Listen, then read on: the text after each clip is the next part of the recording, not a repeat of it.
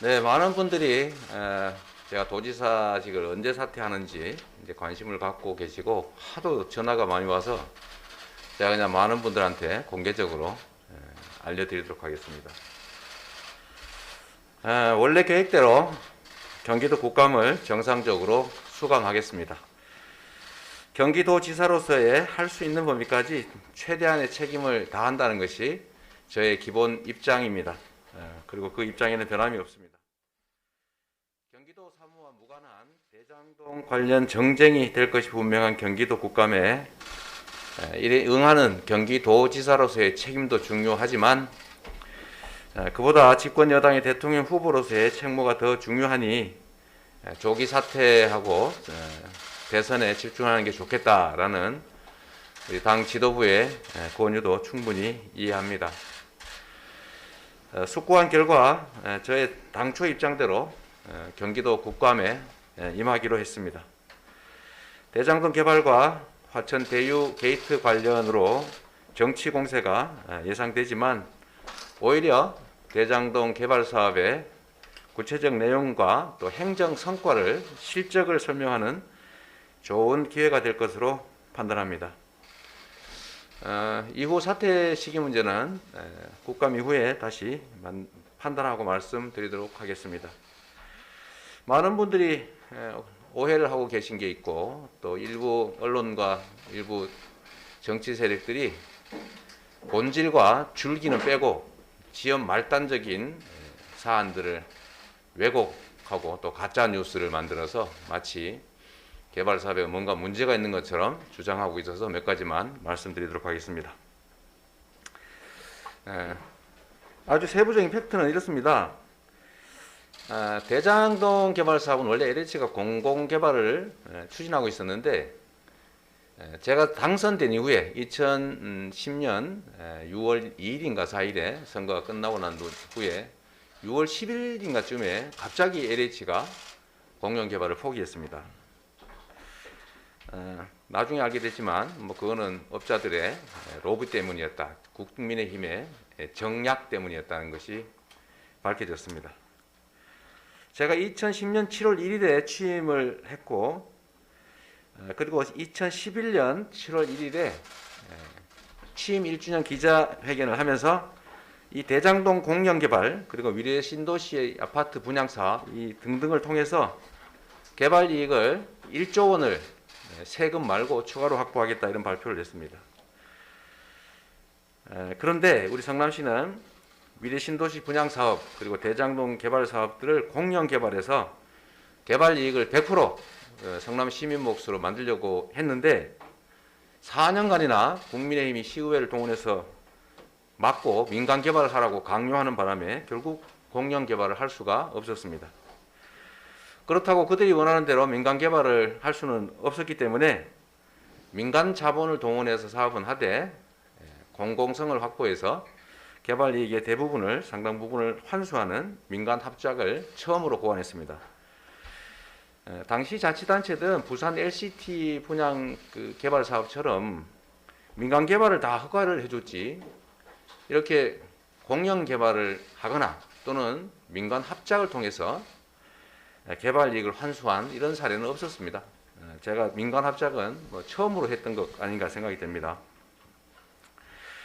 그런데 위례 신도시 아파트 분양 사업은 원래 1,100억 정도가 남기로 되어 있었는데 예상 이익이 이거를 시의회 반대 때문에 민간 합작으로 전환하면서 5대5로 개발 분양 이익을 나누기로 했었습니다. 그런데 1,100억 원으로 예정됐던 예정 수입이 이상하게 시간이 지나면서 800억, 400억 이렇게 줄어들더니 나중에는 300억밖에 분양 수익이 안 난다라고 해서 결국 150억 정도만 손에 쥐고 말았습니다. 결국 150억도 번 거라면 번 건데 실패한 거죠.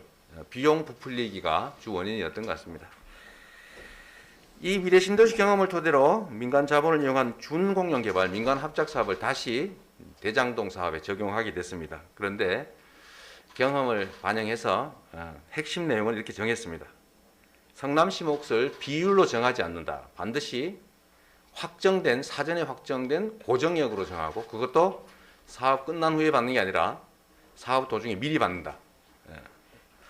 두 번째는 나중에 이거 무효다, 뭐 이렇게 왜 강요했냐, 갑질했다 이런 주장을 할 경우를 대비해서 소송하지 않는다는 특약을 하고 이것조차도 부재소 합의를 해서 아예 소송을 못할 뿐만이 아니라 판결처럼 아예 확정을 해놔라 이렇게 방침을 정했습니다. 그런데 보니까 이게 나중에는 재소전 하에는 서류만 받고 안 했다고 하더라고요. 민간 사업자는 금융기관으로 제한해서 사업의 불확실성을 제거한다. 그 다음에 공개 경쟁을 시켜서 특정 사업자가 하면 부정이 발생할 수 있으니까 반드시 공개 경쟁을 시켜서 제일 많이 이익을 제공하는 것으로 한다. SPC가 우선권만 갖는 게 아니라 의결권을 가져서 이 사업자들이 마음대로 못하게 막아라 라는 것하고 마지막으로 의무는 아니지만 청렴서약서를 받고 관련 공무원들을 매수한다든지 뇌물을 준다든지 하는 일이 발각되면 협약을 통째로 다 해지하고 개발 이익을 완전히 환수한다. 이런 내용의 청렴서약서를 받도록 했습니다. 이거를 토대로 한 달 이상 근 2달 가까이 공고해서 3개 컨소시엄, 은행 컨소시엄이 참여를 했고 이 중에 2,500억 정도의 예상 비용이 들어가는 성남시 구시가지의 본시가지의 1공단을 공원화하는 사업을 당연히 하는 것하고 이것도 미리 집행합니다. 그리고 사업 종료 전에 1,822억을 지급하거나 아니면 성남시가 선택하는 데에 따라서 A10 블럭 임대주택 용지를 무상으로 양도받는 거 이거를 제시하는 하나은행이 선정됐습니다. 그래서 당시에는 1조 5천억 가량을 투자하는 민간 사업자는 대충 1,800억 정도가 이제 예상되는 수입을 갖게 됐고 성남시는 사업이 망하든 흥하든 관계없이 4,400억 정도에 해당되는 이익을 확보했습니다. 그런데 2015년 최악이던 부동산 경기가 2017년 한 2년 지나니까 호전되고 있어서 제가 인허가권을 행사해 가지고 갑질이라고 불릴 만한 일인데 이익이 혹시 1,800억 이상 더 날 것 같으니까 1,000억 정도를 추가 부담시키라고 해서 인가조건에 붙여서 1,100억 원을 추가로 환수했습니다. 만약에 당시에 국민의힘이 요구하는 대로 민간 개발을 해줬다면 성남시 몫의 5,503억도 국민의힘 그리고 토건 세력들 민간 개발업자들에게 다 갔을 겁니다. 뭐 당연한 거 아니겠습니까? 그런데 2018년부터 시작된 집값 폭등으로 사업자의 불확정된 예정이익이니까 불확정되죠. 이게 1,800억 원에서 4천억대로 늘어나게 됐습니다. 부동산 경기가 반대로 악화됐다면 1,800억이 아니라 심지어 손해볼 수도 있는데 그러나 그런 경우에도 우리 성남시는 5,503억 원의 고정이익을 갖게 됩니다.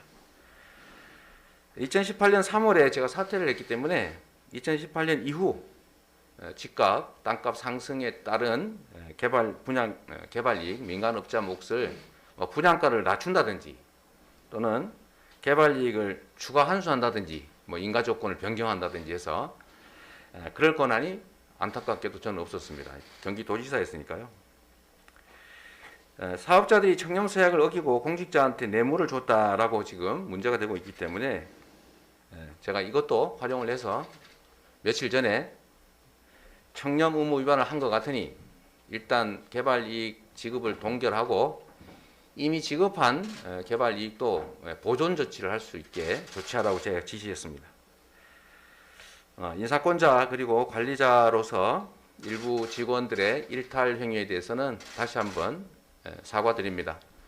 제가 관할하고 있던 인력이 약 5,000명 정도 되는데 어쨌든 그 중에 일부 직원들이 오염이 되고 또 부정부패를 했다는 의심이 상당히 들기 때문에 그 점에 대해서는 인사권자, 관리권자로서의 도의적 책임을 피할 수 없겠습니다. 다만 이 점에 대해서 앞으로 국민의힘과 보수 언론들이 과거와는 다르게 180도 태도를 바꿔서 100% 공공환수했어야 된다. 공공개발 왜 못했냐 이렇게 적반하장식 주장을 하고 있기 때문에 다행히 이걸 기회로 만들어서 앞으로는 다시는 인허가권 행사에 따른 불로소득 개발 이익이 특정인들의 입에 들어가지 않도록 모두 공공에 기속될 수 있도록 개발 이익 완전 국민 환수 제도를 정착시키고 또 부동산 불로소득 공화국이라고 하는 이런 오명을 반드시 싣는 것으로 책임을 다하도록 하겠습니다. 고맙습니다.